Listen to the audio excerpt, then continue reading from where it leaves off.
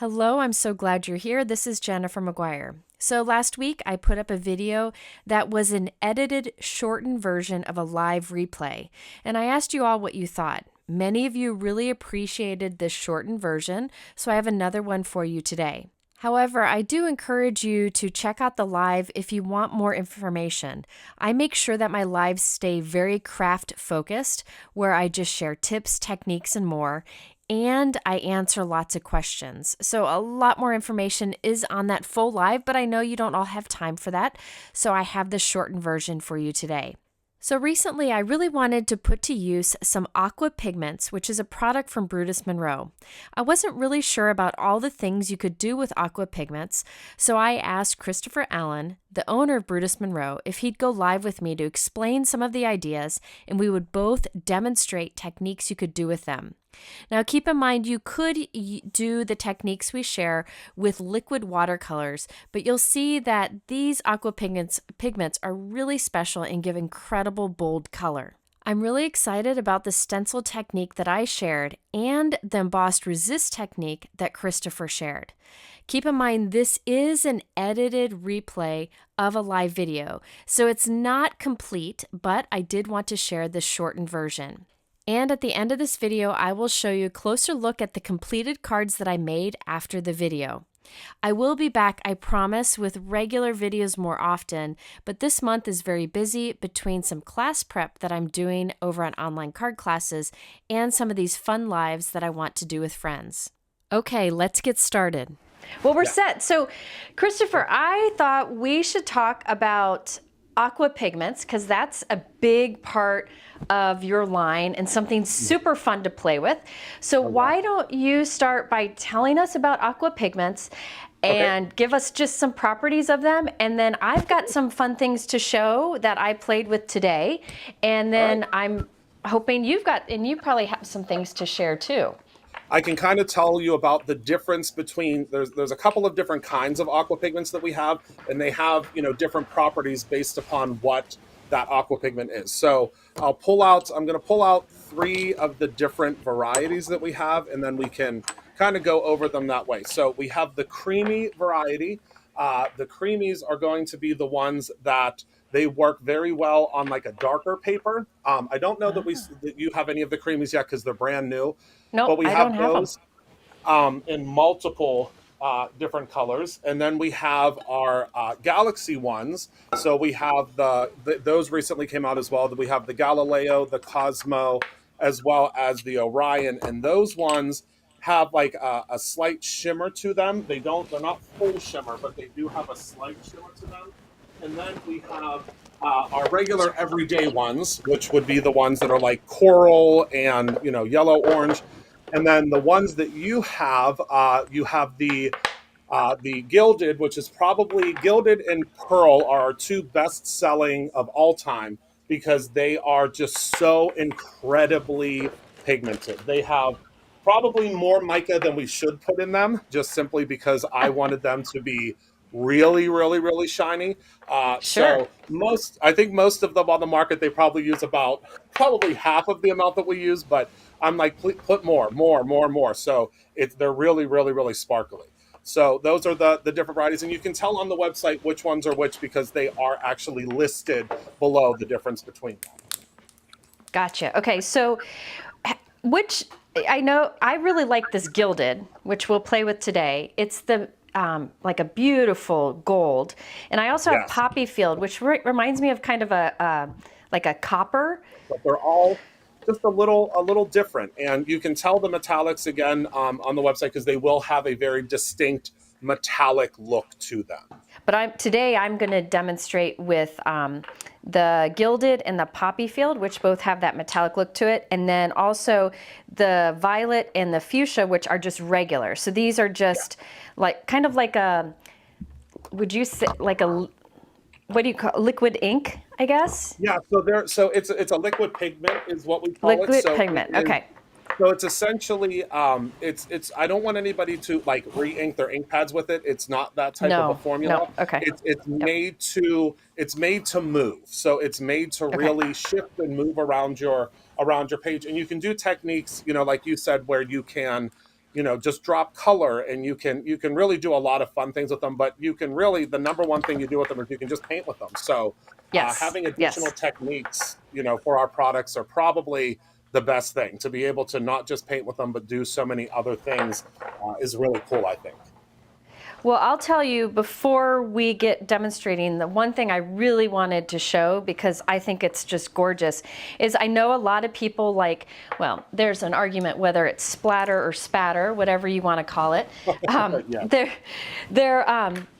If you're ever looking for gold or silver, really good gold or silver, spatter or splatter, whatever you want to call it, I like to put a little bit of this Gilded on a fan brush. Just depends on how much you want. You can also put it on your table, like put a little drop on your table and pick it up that way. And then you can use any brush, but I like the fan brush because you can get some little dots, some little droplets.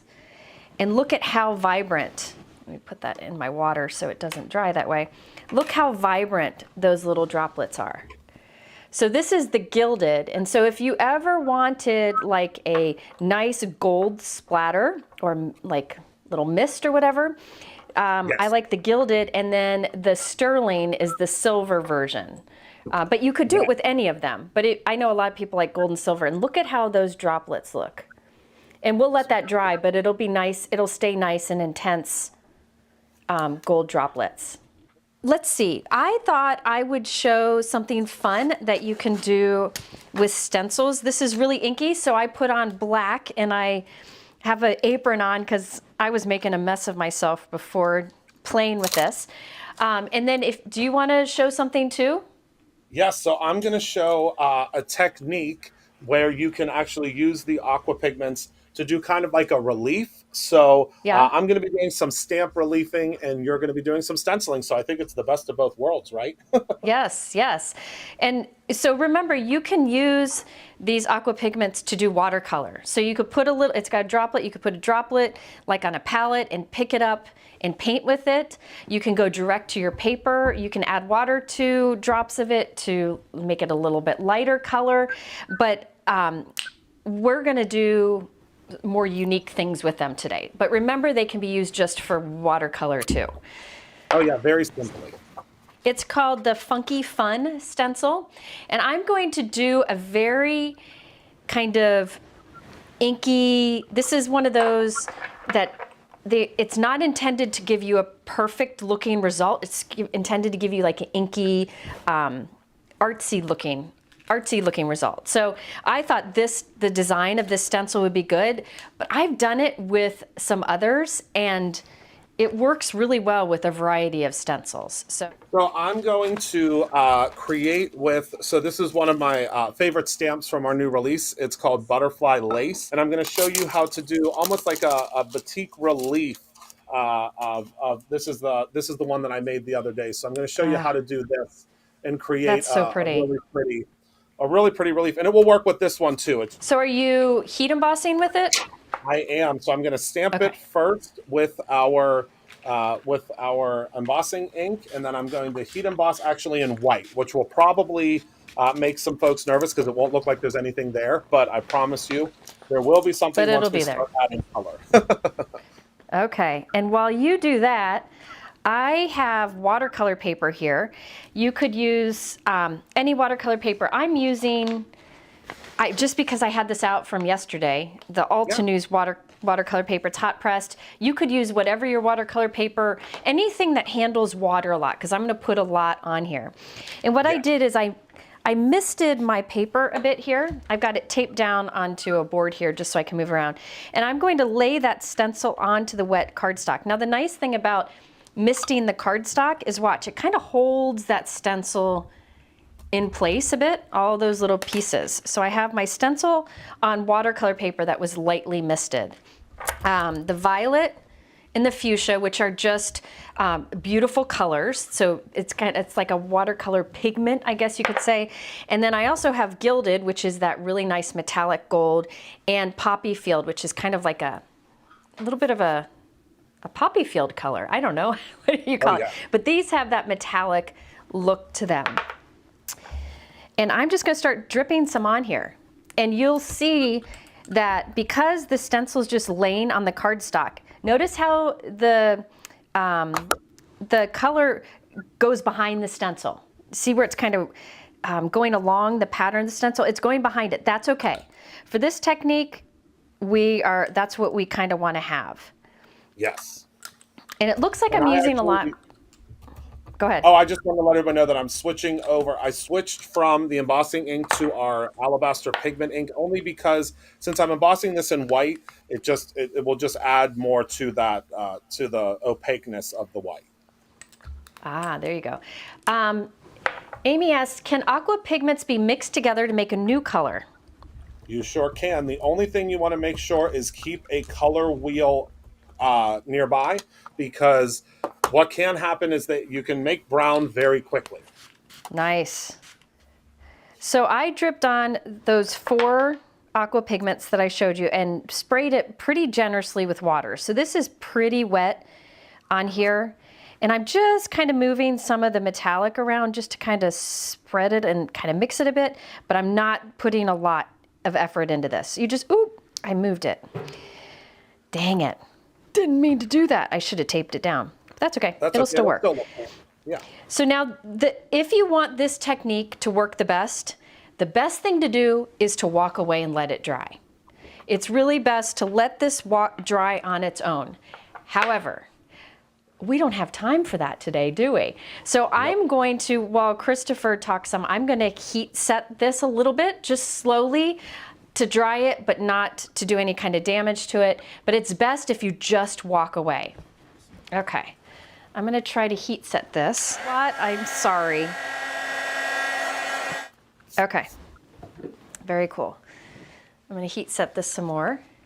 I'm glad I'm not the only one that loses stuff in my craft room. Well, yeah, I think my issue is I have about 12 people that are in the production studio on any given week. So everybody is a really good helper with helping me clean things up, but finding things after they've been cleaned up is, I think, is the issue. Oh, dear. I'm like I chased him away already.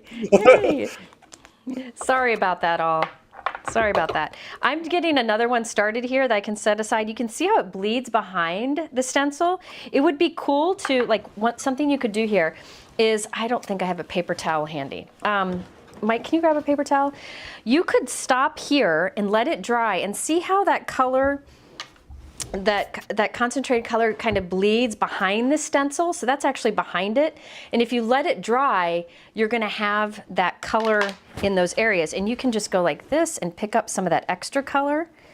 And you could get a really cool looking background by just taking it off at this point. You know, like let it dry here and then take it off. And you can even use another piece of paper instead of a paper towel. Oh, and then yeah. you get that relief. Yes. See, I should have done that. But I'm going to keep going because, you know. I'm going to heat set. Okay. And I'm going to just keep going with this. Again, these are very concentrated, so you could use less if you want lighter. You can use more if you want darker. And you can see the pink and the purple I did, the fuchsia and the violet, are just, I love getting inky, are just color. But the poppy field and the gilded have that metallic. So you can see how it kind of sits. I'll show you a close-up here. It kind of sits more on top of the paper because it's got that metallic to it. But it'll, you know, if you add more water to it, it'll watercolor more. Does that make any sense? This stencil, I don't remember what it's called. When Mike, can you tell me what that stencil is called? It's in my supply list. This one here, the one I'm dribbling on now. All right, so I dropped lots of color there. Mike's going to give me the stencil name here in a second. And now I'm going to spray that pretty generously with water because I want it to move around. It should be on there. It's a slim line. Leaves? Is it what? Elegant Leaves. Elegant Leaves is what this one's called. So now I can move some of that metallic around. And I like where some places it's a little bit heavier and some are lighter, but you can do this however you want. You could do the whole thing one color. Totally up to you. All right, so I'm just going to take a little bit. I think we're good. All right, there we go. Yes. And yeah, Kathy asked if I'm using watercolor paper. Yes, I am. But you could, for what I'm doing, you could use Not Your Mama's cardstock, which I've talked about in my videos before. It's the heaviest weight white cardstock that I have in kind of in my stash, and it makes for really good card bases, or if you want to add a lot of water or do a lot of techniquing to something, it's just beautiful. Yeah, I'm using this simply because it was on my desk, but you can do this with any watercolor or super heavyweight paper. Look at Christopher's mixing colors. So I'm using the Cosmo, Orion, and Galileo, which are the new Galaxy colors. And I'm going to, what I do whenever I'm starting to paint is I will start mixing colors so that we can have third and fourth generation colors so that you don't have those harsh lines that you will see sometimes. And I'll kind of show you as I'm doing it, but it's my favorite way to watercolor a background because it's very simple. Okay. And I'm adding more Gilded because I just love it. I love how little goes a long way. It sure does. Okay, so your mixed colors, and now you're painting over your white heat embossed image, right? Yes, and the thing is, you want to be, generally they tell you not to be super heavy-handed when you're watercoloring. When you're doing a technique like this, you want to be as heavy-handed as you possibly can because we're actually going to end up removing color. So we're going to let it kind of sit in, and you just kind of want to start adding your color into the areas that are going to kind of catch the color. But the nice thing about the Brutus Monroe embossing powders, which I think holds true for most embossing powders, is that it is going to give you a relief whenever you're actually adding the color. And you can see here how the butterflies are starting to take shape. And I think it's going to be a really pretty look once we're all done. So could you do what I did and just kind of drop a little bit of drops directly onto that white heat embossed image and then move it around with some water? Oh, absolutely. Absolutely. But what you're doing gives you more control of where the color goes. So it's nice to be Correct. able to have both options. Yeah, for this Oh, that's technique, so pretty. I like to have a little bit more control because then I can make sure that I'm getting color in all of the areas that I want. And that's because I'm only using 3 colors. So if I was using more of the shades, kind of like you did, then I would probably have just kind of dropped it down in and kind of let it do its own thing. But you'll notice something very cool that happens with the Not Your Mama's cardstock.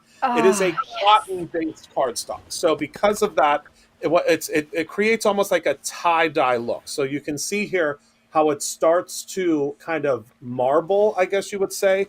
And that's because it's so thick and so fibrous that it Ah, adds, I mean, it's really cool. look at that. Look at the edges. Yeah. Ah, that's so pretty. How it's like wicking out. I don't know what that's called. I'm Oh not. yeah, I'm not. that's it. Wicking out. Yep. Is that what it is? Listen to Yep. me. I can pretend to be That's an artist. exactly it. So yeah, we're really both using the aqua pigments in different ways. I dropped directly over a stencil and added water, and I'm letting it dry. Now, Christopher white heat embossed an image, and he's putting them on top with a brush, and he mixed his own colors too, which allows you to get more control of what colors you get where. And that white heat embossed image is resisting it, so you'll have color around that white. Yes. So And what pretty. I'm going to do is I'm going to let these aqua pigments dry onto my palette, and I'm just going to use Okay. these later. I mean, I might even use them in my live tomorrow. There you go. There you go. And yours is on Not Your Mama's cardstock, which is that Correct. heavyweight white. It's bright white, it's heavyweight, and I've talked about it in my videos before. I've got a whole stash of it. Excellent if you're making a card that has a lot on the front. It's a nice strong card base. What is it? 100 and It's how many 140 pounds. 140 pound, and it is the thickest that I have, and it will hold up to a lot of techniques with very little warping. I used watercolor paper here, but I bet you could use Not Your Mama's cardstock for this too. Oh yeah.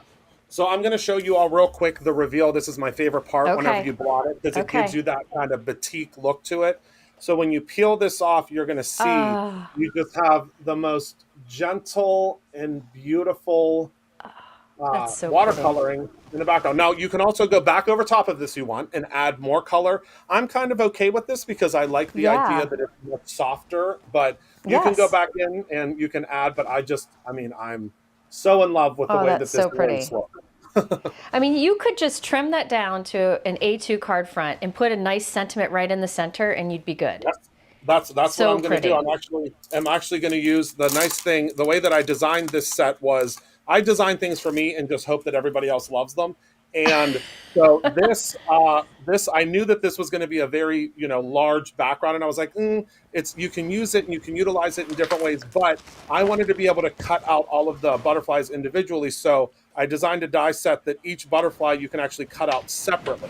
So instead of always using it as a background. So what I'm going to do is I'm going to actually cut out this butterfly and use that on the front. So we'll see how it turns out. Nice. I like it. Now I'm going to take this stencil off. This is one that, remember, I dropped a bunch of aqua pigments on, used some water on it, and then I heat set it. Normally, I wouldn't heat set it. I would just let it dry. But look at the cool look you get. Look at that. Oh, wow. Isn't that beautiful? Super easy to do. So you could do a few of these with like different stencils, a variety of different stencils. And I don't know if you can tell, but there is metallic shine to it because of the gilded and the poppy field that I used. Isn't that pretty? And here are two others that I did before just to see if it worked with heat setting. This one is the same colors. Looks a little different. And this one, I didn't do the purple. It's just the pink, the poppy field, and the gilded. And this one, I removed the stencil before it was dry. But you can see how you can get really cool results with this. Another thing you can do, Christopher's doing some die cutting over there. Here, I'll show you something else you can do. But first, Christopher, what do you have going on there? Okay, so what I did was I just took the coordinating die that will cut out all of your butterflies, and I cut out this butterfly because I really want to use one of our products that I can't use enough of because I think it's the coolest thing, and it's our Puncheto roll. Oh, yeah. And so I'm going to use that for the background of this because the thing is, like, we could just put a piece of colored cardstock behind there and call it a day, but this Puncheto roll is so cool. And I'm just going to take a little piece of it out, and I'm just going to use that for essentially for my background paper instead of just background paper. And this Puncheto roll, which is one of the first two that we've come out with, is actually, it has little butterflies cut out of it. So, I mean, it makes sense to me to put butterflies with butterflies, that they are actually little tiny butterflies that are actually cut out of this foil. So now when we put this butterfly on top, it's going to give kind of that, like, I love a card where they're like, how did they do that? And I'd say that this is definitely one of those cards that people are going to be like, how the heck did they do that? So I just added a little Puncheto in the back, and it's a great, fun little product. I mean, you get 3 yards in one roll, and it's something new and fun, and I love new and fun. Definitely, definitely. That's pretty. It adds a little bit of shine to it too. I wanted to show you all something that you can do with the, remember how I had this stencil laying on all that inky goodness? Well, there's some color still on my stencil. So something that you can do, and this is just like a little bonus thing. Let me get a piece of cardstock. This isn't the main point of it, but instead of letting that go to waste, let me get some cardstock. Hang on, I gotta find something that somewhat would match. I don't know if this will be it, but good enough, good enough. I just grabbed a piece I had, and I think I'm gonna mist this. I'm gonna mist this pretty generously here. I'll show you in just a second. So you can see there's quite a bit water on there. I was just gonna say, what I love about this live is, like, it's almost like everybody's just like hanging out like a fly on the wall of our craft rooms. Like, this is how it would be how it would be if we were just hanging out in each other's craft rooms, trying different techniques. And I guess it's wouldn't that be bonus. fun? You get a discount on the things that we're using. Yes, so I guess yes. that's bonus. So I'm going to put this stencil, instead of cleaning it, because again, who wants to clean? I'm going to put the inky side down onto it, and I have this on my flexible embossing mat. That's what allows you to make an impression with a die. But I'm going to use my stencil in there, and then I'll run this through. And what will happen, hopefully, let's see if it happens, is it will transfer that ink from the stencil onto that cardstock and give us just like a little more watercolor fun using And it also gives a little impression. See that little bit of impression you get too? So you've got some of that ink in there, and you have the little impression that the stencil made. I do want to mention, I can't have you here without mentioning the ultrafine Gilded. If you're looking for the most beautiful gold embossing powder that gives smooth results, you know how sometimes when you do heat embossing and it kind of gives like an orange peel texture? Look how smooth one layer of that embossing powder come on, focus. There we go. Can you see how smooth that is? It's just gorgeous. And it's like the right gold. It's not too dark. It's not too light. It's just gorgeous. Now, this is a great gold. I think for my technique, I'm going to double up the heat embossing so that it's more embossed, so it's thicker. You don't have to do this, but you know me. And that is the reason for that is that one is a triple milled embossing powder. So without getting too technical, because I think that it will lose some folks because we lost me whenever I first figured out what it was. Whenever embossing powder is made, it's milled into a very, very fine plastic. Then if you're doing a fine embossing powder, then it's generally milled a second time. For an ultra fine, which is what we have for the Gilded, that's been milled 3 times. So that just means that it is the finest particle that you can possibly get of the powder, and that's what makes it so smooth. If you have another embossing powder that you have that peeling with, it's generally just because it hasn't been milled as many times, which is not a big deal. It's still a great embossing powder. But if you want it to be super, super smooth, it just has to be milled as many times as well. And you can only mill it up to 3 times, because if you do 4 times, then it just becomes dust, and then you can't really emboss it anymore. But yeah, it's just because it's been milled multiple times, and that's honestly because I'm obsessed with very smooth embossing powder. It really is smooth. Here's a good reason for a sticky mat too. When I first put my cardstock in here and did the first stamping to heat emboss, I put it right in the center rectangle. There's guidelines here. And now I'm putting it back in. My stamp's still in the same place, and I'm stamping with Versamark ink again, right on top of the heat embossing we've already done. So yet I've heat embossed that already. I'm just putting more Versamark ink on top of that heat embossing. It seems a little weird, but now I can put on more of the Gilded embossing powder, and it'll give more of a raised look. Double embossing is just a fun way to make your embossing stand up a bit more, and since this is really the focal point of the card, I figured why not. And because I used you can see the grid there, or the little marking for A2 card. I put it there in the first place and stamped it, and then the second time I put it in the exact same place, and I was able to stamp this long stamp. I couldn't have put this cardstock in the corner because my stamp would have been hanging out of the stamping tool. So I'm going to heat set this again.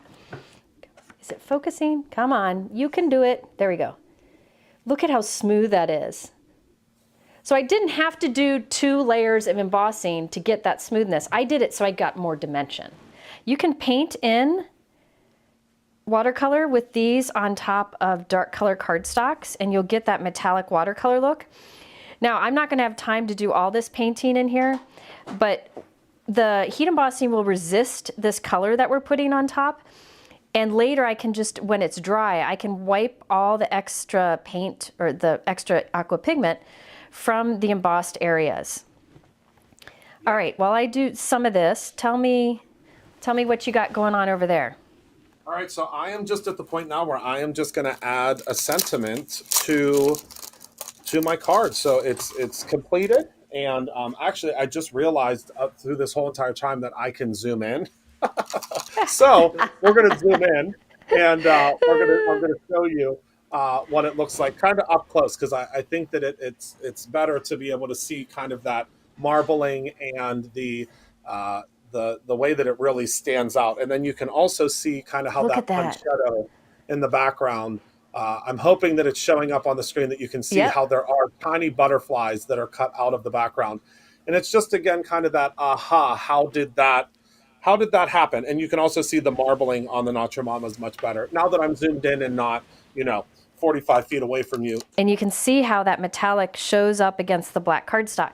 And I'm putting it on pretty thick, so you can see how the black doesn't really show through that paint much, but if you want to add water, like I'll add water to some of this Gilded here, and then when I paint it in, it can be a little more sheer. So see how it's a little more sheer here? Now this card, I'm not gonna have time to finish it today, but I'll continue to paint it in. And then what I plan to do is, let me get the, this is the lace sentiments of lace. Yep. I plan to do which one was I gonna do here? Oh, the Hello My Friend. I'm gonna use that same Gilded gold embossing powder and just heat emboss it right here, and then trim this background down and add it to a white note card so there's a little white trim. And you would have a reasonably quick, very shiny, like intense looking card. You could use a dark, like a colored cardstock, but I think the black is really fun. This is the one that I was trying to let dry on its own. You can see it's pretty dry up here, but there's still a little wet here in the center.